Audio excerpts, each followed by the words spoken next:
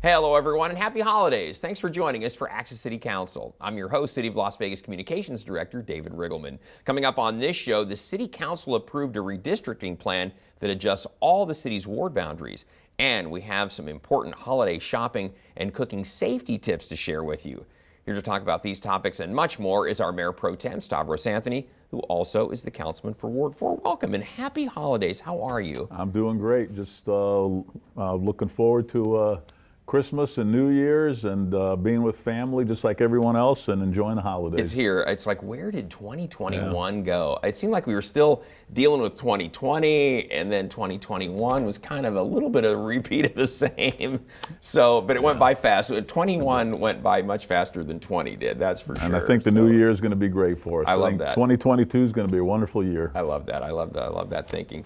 Now, we should tell everybody, Councilman, this is, and Mayor Pro Tem, old news to us, but for all the folks out there that may not realize this, the City Council voted to redistrict all of the city's ward maps. I talked about that at the beginning of the show. We're going to show you what the old ward boundaries were, and then we're going to show you what the new ward boundaries are and explain to you why all this shifted. So this is what the ward boundaries used to look like in the city of Las Vegas prior to December 5th, but as of December 5, Ward 4 looks like this now. And so, Mayor Pro Tem, explain why were the lines redrawn across the city like this? Well, this is quite a process that we go through. Starts with the United States Census every 10 years. The census counts all kinds of stuff, but one of the things they do is count the residents in the city of Las Vegas, and in order to decide what our 6 wards are going to look like.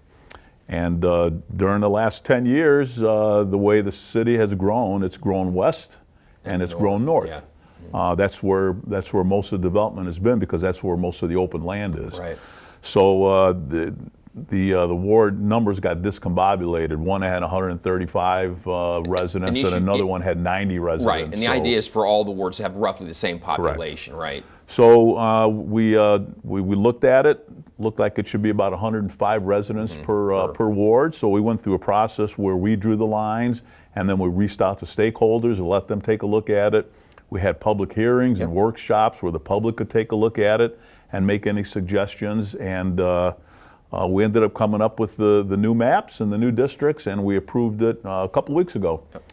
And in my particular ward, that's exactly what happened. We ended up moving north. We went all the way on north side of 215. Saw that, yeah. So all the way up to Elkhorn. So it's we have a lot of new residents in Ward 4, and as in all the wards, we're going to be sending information out, a little mailer to all the new residents of Ward 4, letting them know I'm their councilman and they're in Ward 4, and if they have any issues in their particular neighborhood, they should be contacting me or the city of Las Vegas to help them out with that. So it's, we do it every 10 years, and we'll see what it looks like 10 years from now. But I don't think you and I will be around. No, not here in the city, probably not.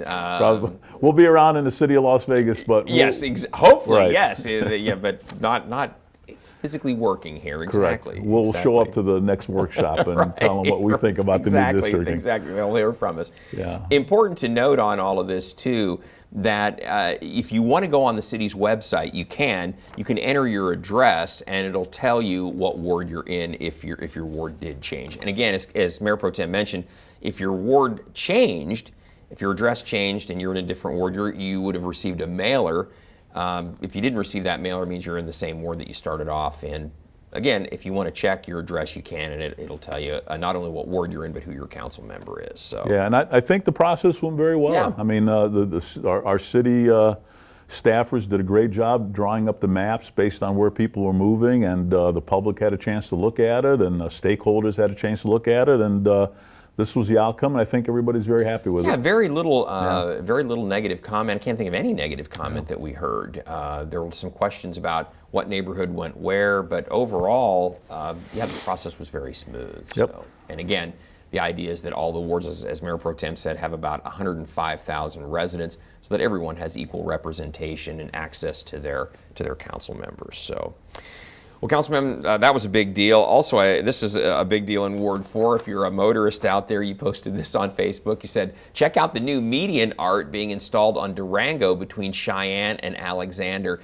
And I love this because you started this trend where all of a sudden, instead of just kind of gravel in the medians, we actually saw some art. It's interesting because when I was first elected 12 years ago, the Sun City residents contacted me and said that the median on Rampart between Lake Mead and Cheyenne was looking a little rough. It was a lot of weeds and dirt and just didn't look right. And I got a hold of our Public Works department and said, can you spruce it up? And they went above and beyond. They sure put in the fake cactus and coyotes, replicas of coyotes, and it was this metal artwork that didn't need any water, so they pulled out a lot of the sprinkler system, and it looked absolutely phenomenal. And since then, we've been doing it all over the city of Las Vegas. And, you set that trend. Yeah. And as you mentioned, the recent one was on Durango between Cheyenne and Alexander, and people call me up all the time, very proud of their community, very proud of the city of Las Vegas making their neighborhood look good. They're very proud of their city, and this is how you do those. It doesn't cost much. In fact, there's a lot of our employees are the ones that made these. It's really artwork. I mean, they just do a phenomenal job. So it makes me feel good when people call up and say, hey, I'm proud to be a resident of the city of Las Vegas, and this is how we do it. It turned out really well. And again, Mayor Pro Tem related the story where he heard from some folks to spruce up the medians, and it was so popular in Ward 4 that it ended up spreading literally across all the wards. Now everyone has got art in the medians. And really, it's a testament to when you listen to the public, because they're the eyes and ears out there. When you listen to what they have to say, they're the ones that come up with some great ideas. We just have to pursue them, and in this particular one I did, and I think the city has done a great job. I think so too. So enjoy it as you drive safely out there. I want to let everybody know the holidays are upon us. I mean, it's no news there. I think everyone's well aware of that. We want to just encourage everybody to be safe. This is the time of year that the last thing you want is a tragedy. Mayor Pro Tem, 29 years on the Metropolitan Police Department force. He retired as a captain, so he knows what he's talking about when it comes to especially shopping safety and safety around the house too. Yeah, it's tragic when during Christmas when you become a victim of a crime. I mean, it just destroys the holidays for you, or some tragedy happens at your home. Terrible. It ruins everything. And there's things that we can do. For example, everybody's out shopping right now. I know a lot of things are done online, which is great, but people are more and more going out and shopping at brick and mortar stores. But you have to, just think about, can I be a victim of a crime here? So you want to park where there's a lot of lights. You want to park where there's other people. You want to check out your surroundings when you're going through the store, the parking lot. When you put all your presents in the car, put them in the trunk. Don't put them in a visible place where somebody can see it, break out a window, and steal everything. So just think about, am I putting myself in a position to be a victim of a crime? And if you think like that, then you're probably going to avoid certain things. So there's a lot of tips out there you can find on websites, but please be cognizant of that. And then when it comes to your home, I mean, people are putting live trees in their Christmas trees in their house, which is absolutely great, but you want to make sure they don't dry out so they don't become a fire hazard. You don't want to leave the lights on the Christmas tree when you're not home. If you have a fireplace, people are using it a lot more often now, so be careful with the fireplaces, with candles. Yeah, candles, dangerous. When you're having a party, big party at your house, and you have a pool, be careful about kids getting out there and becoming a victim. So it's great to have a lot of fun, and we want to do that, but we don't want to do something that's going to ruin the holidays for you. So if you think about those sorts of things, you're probably not going to do them, and then you'll be a much happier person. Yeah, great advice. Yeah. And Councilman, I want to tell everybody too, Mayor Pro Tem, we're changing our liquor code. There's going to be some updates to that, very important as we head into 2022. Can you update everyone for us? Yeah, that's one thing that we do at the City of Las Vegas on a continual basis, whether it's me or whether it's our staff, is looking at our ordinances and our codes and saying, are these codes or ordinances keeping businesses from opening, from from growing, from prospering? Is it making things more complicated for our businesses? Because if that's the case, then they're not going to be out there creating jobs and supporting their families. So in this particular case is an ordinance that I sponsored, talking to our staff, where they looked at our liquor codes, and we've been building on it for the last 50 years, and they're all over the place, and they don't really fit what's going on today and what the business community wanted. So I sponsored this ordinance that was really put together by our staff, that reduces the number of licenses, reduces the categories, reduces the fees. So when somebody comes in and says they want a liquor license, it's going to be a lot easier for them to do it. It's going to be a lot cheaper for them to do it. So they put this ordinance together, and at this point we're going to put it out to the public and let them take a look at it and see if they have any other further recommendations. I think they're going to like it, but maybe there's some things in there that we missed. Yeah. So there's information available that allows you to be part of a survey, be part of a workshop. So if you are in the liquor business in the city of Las Vegas, please take a look at it and see if there's any changes that you think we should make, and give us your comments, because we're trying to make it easier for businesses. Right. Yeah. And we've tried to do that in a variety of areas, not just related to the liquor code, but to business in general. Some of the laws on the books, the ordinances on the books, are old and come from many, many years ago, and so maybe they don't make sense anymore, or at least not to the same extent. So that's what we've been working on. So yeah, and as you mentioned, we're doing it in this particular category, but we're doing it all the time at the City of Las Vegas. I'm very proud of our staff thinking about, are these ordinance and codes causing problems for businesses? And if they are, we need to rework them. So they do a great job with this. All right, stay tuned. One of the things great about Las Vegas is the fact that we are a very culturally diverse city. That's one of the things that makes Las Vegas so cool to live in. It's like people call us the melting pot of the melting pot. And this was really cool. Back on November 9th, we were the recipient of a very special gift, an Independence Bell from Mexico. Tell us about it. Yeah, and this is really the credit of Councilwoman Diaz. She's the one who put this together, and it's she's been dealing with the Mexican consulate here, and she was able to deal with Jaime Valesco, who's the owner of Rosa Candy Company, who is donating 52 Independence Bells throughout the United States. And they decided to donate one to the City of Las Vegas, and you can see these are very heavy bells. Yeah. These are like exact replicas of the original Mexican Independence Bell that was rung September 15th, 1810, by priest Miguel Hidalgo in the town of Dolores to summon people to fight for Mexico independence from Spain. And we had a wonderful ceremony, and the costumes and the music, and Mr. Valesco was handing out the Mexican candy that he makes, which apparently is the biggest candy company in Mexico. Wow.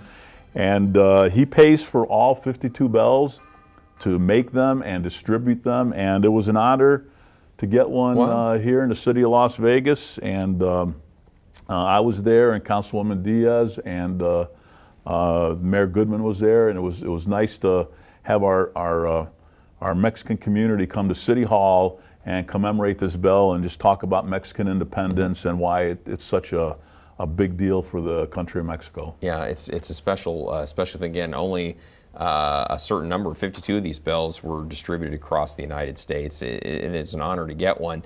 And I think what was really great about it too, Councilman, it's going to be featured over at the East Las Vegas Community Center in Ward 3, where people get to see it in person, and that'll be its permanent home then. So. And you saw a picture of it, but just to give you an idea, it's 485 pounds. Wow. So it's not like you can pick it up. No, and carry it away. Yeah, exactly. You need machines to move it around, but it's in a place where we're not going to be moving it. It's going to stay there hopefully forever. Yeah. But it was quite of an event, and Las Vegas should be proud of it. Yeah, that's a big deal. And then also the Korean community, very active here in Las Vegas, and you were featured at the Korean Chamber of Commerce at their recent meeting, right? Yep. Jeannie Kim invited me to help sponsor a small business symposium It was primarily for Korean businesses, but anybody could attend. And we had I was there representing the city of Las Vegas, and those gentlemen right there were giving me a proclamation from Ansan, South Korea, which is our sister city. We have a Ansan City Park in the city of Las Vegas, and we were there. The state was represented. We had a federal congresswoman from California, and we all talked about, again, what can we do on a federal, state, and local level to help small businesses open and grow and prosper, because that's really the economic driver of the country, or small businesses. Small businesses made up of an owner and 10 employees. There's hundreds and hundreds of thousands, and they're the ones that really drive our community. Yep. So we need to make sure as government that we're not an impediment, that we're not getting in the way, and we're helping them. So that's what this symposium was all about. Very good. Yep. And not to be left out, we also recognize the Indian community. You posted this on Facebook. You said, recognizing the celebration of Diwali here in Las Vegas, one of India's most important festivals of the year. And this is very nice. Yeah, it was. That's Dr. Singh on the right, and he's the one who spearheads the Diwali Festival celebration, which is a huge celebration. It was held at the Treasure Island in the Indian community, and it really commemorates going from darkness to light. We want a society where we have less darkness and more light, and that's what this transition was about, and that's what Diwali was about. But again, it's the different cultures in our city where they share their dress and their food and their songs and just their entire culture, and we get to know each other better. And it was a wonderful celebration with the singing and the Bollywood type of stuff. It was a lot of fun. Yeah, it always is. You know, Councilman, Mayor Pro Tem, you've also always been ready to embrace that, even your own heritage, being a Greek Cypriot. Your parents are from Cyprus and Greek Cypriots, and their son is now, a councilman in the city of Las Vegas and our Mayor Pro Tem. So, and during the Greek Food Festival, I'm cooking lamb chops. Yeah. So where we get to celebrate the Greek culture. But that's what we do in Las Vegas. We all celebrate our cultures. We get to know each other, and because of that, we can solve problems and make Las Vegas a great place to live. Been working around the baklava this past season too, I know, as well, helping the church out. So good stuff there, and thank you for sharing, by the way, as you always do every year. And we also wanted to commemorate our veterans. We had the Veterans Day Parade back on November 11th. It's a big celebration here in Las Vegas, but you also recognize some Vietnam veterans. You posted this on Facebook. You said, recognizing our American Vietnam veterans at a wonderful dedication ceremony. So it's funny, Councilman, people my age, the Vietnam vets were younger guys, and now, like the rest of us, time has marched on. They're older. Yeah, that's one thing about Las Vegas is we recognize our veterans for their service, and protecting this country and freedom. We have the largest Veterans Day Parade west of the Mississippi in downtown Las Vegas. We had a wonderful ceremony at the Grant Sawyer Building, recognizing our veterans and speaking about their service. I went to an event, as you mentioned, specifically recognizing our Vietnam veterans, giving them each a proclamation for what they've done. So they're wonderful gentlemen right there that fought for this country and really fought for this flag, this country, and our freedoms. And we spend the entire day just recognizing our military veterans. We should do it all year long, but we have one day where we really focus on them, and I really enjoy being part of that process. Yeah, we had beautiful weather for it this year too. It was a great day to get out, see the parade, and for that ceremony as well. The parade was absolutely packed. I mean, the number of people that come out and want to wave and shout "Thank you for your service" to these veterans is really pretty cool. Yeah, it's always been a big deal here in Las Vegas. It's great to see, and if you haven't been out, you should really take it in. Always in the downtown, runs up that 4th Street corridor. You should come out. You'll be impressed. It's a great parade. And then, you know what? We're not going to leave the kids out of this either. You posted this on Facebook. You said, presenting a proclamation to Francis Allen, event chair for the Speedway Children's Charity PJ 5K Run and Walk to support children in need. And this is a great event as well. Yeah, it was at the Las Vegas Speedway. Francis Allen is the president of the board of directors for the Speedway Children's Charity, and they have this Pajama Walk Run, and I could not believe how many people showed up. It was absolutely packed. Yeah, the UNLV cheerleaders there, nice. They were cheering everybody on, and they get together to really help children with disabilities come from broken homes that have cancer, and they raise money in order to help kids. But it was so much fun.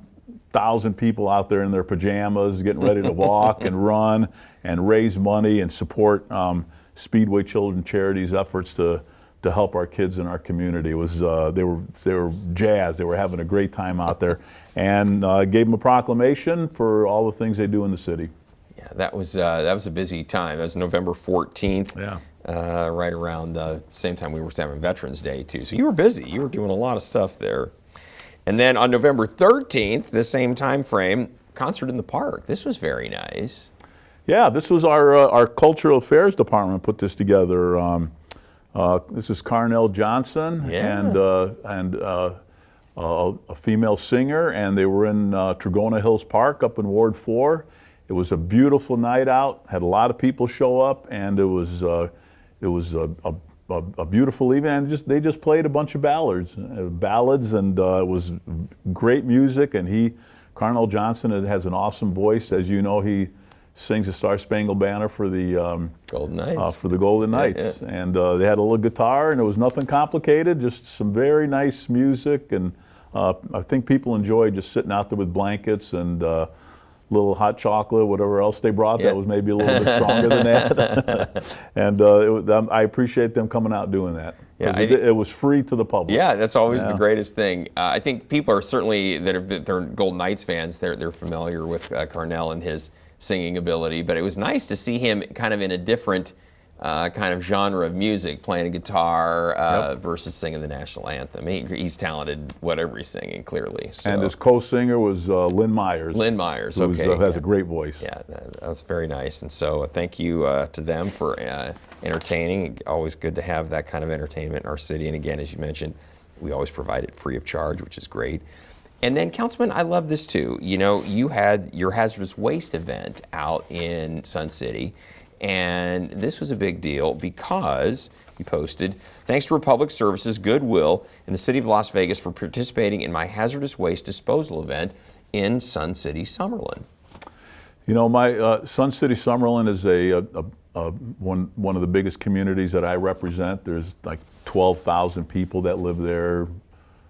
8,000 homes, and the two big events I have are the shredding event that you mentioned and this hazardous materials event, and we do it each one twice a year, and it's completely backed up where people get rid of their personal documents. In this particular case, they get rid of stuff around their house that's a hazard. Turpentine. And I tell you, Republic Services is absolutely outstanding. They must bring 20 guys out there and trucks, and our Department of Public Safety is out there. People can bring their old prescription drugs and drop those off, and we'll get rid of those safely. But hats off to Republic Services. Yeah. They bring everybody out, and it was completely lined up for 2 hours of people just getting rid of junk in their house that they don't know where to take it. Yeah. And it's going to cause a hazard. So I'm glad to provide that service. Shredding and hazardous waste are both free. It doesn't cost them anything.